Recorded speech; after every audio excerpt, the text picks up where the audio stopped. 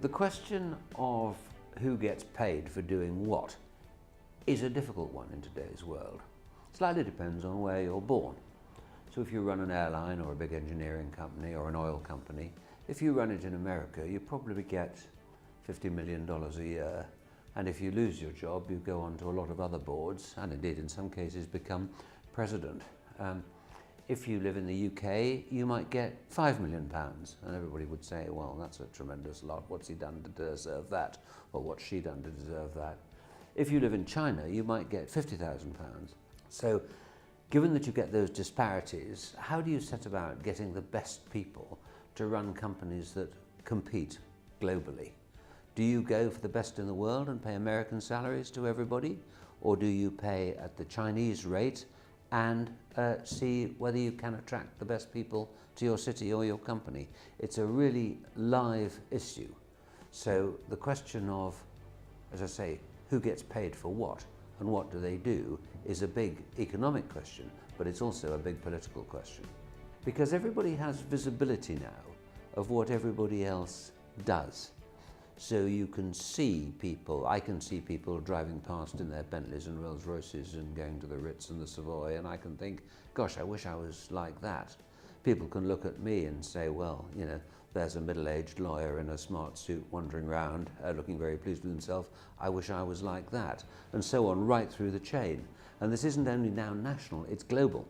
So if you live on a rubbish tip on the Ganges, you can see what's happening in Las Vegas or in New York or anywhere else. And you just think, well, that could be me.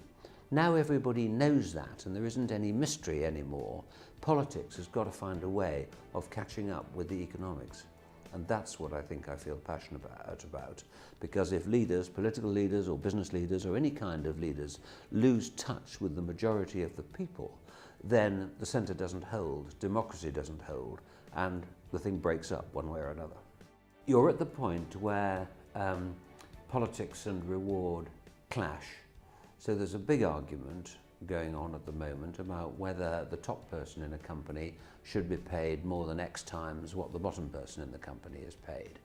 Now, in something which is quite simple or straightforward, perhaps a bakery, perhaps an orchard, perhaps something where everybody's skills are more or less the same, you can set up those ratios. But in a company where a few geniuses run it and build it, whether it's in technology or nuclear power or whatever, should their pay be linked upwards or downwards to the people who run the canteen, clean the floor and do the highly valuable, really important, but necessarily less well-paid jobs?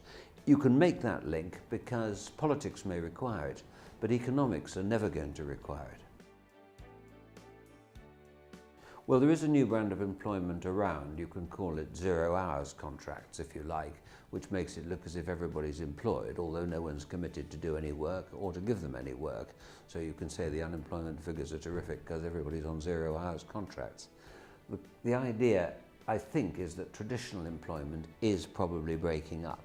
The sort of life I had, in which I was expected to have a job for 30 years, get a pension, stay loyal to my employer and not move, has gone.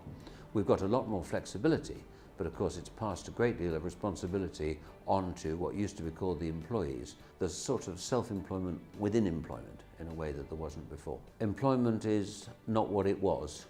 It's necessary. Most of us are employees, except a very few self-made entrepreneurs. And as employees, we need to look again at what that status really means.